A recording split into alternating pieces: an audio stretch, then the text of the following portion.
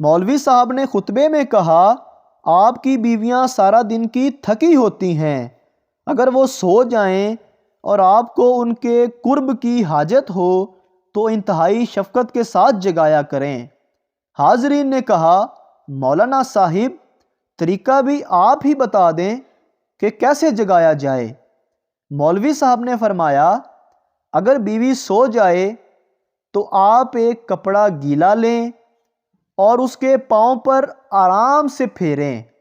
अगर वो गहरी नींद में ना हुई तो जाग जाएगी, और अगर ना जागे तो आप लोग भी दरगुजर फरमा लिया करें।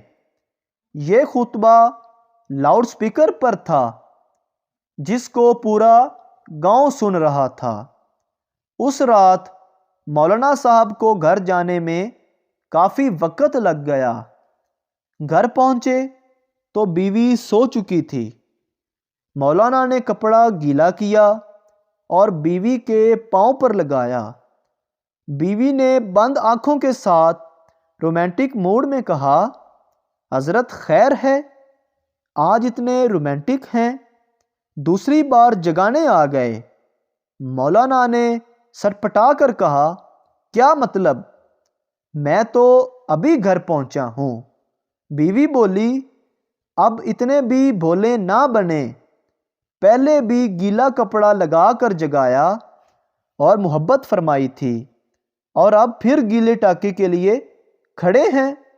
मौलाना ने मस्जिद की जानिब दौड़ लगा दी और स्पीकर में बोले, पिंड वालों, मेरे खुतबे ते ना रहना, अपनियां बीवियां नू अपने तरीके नाल जगाना।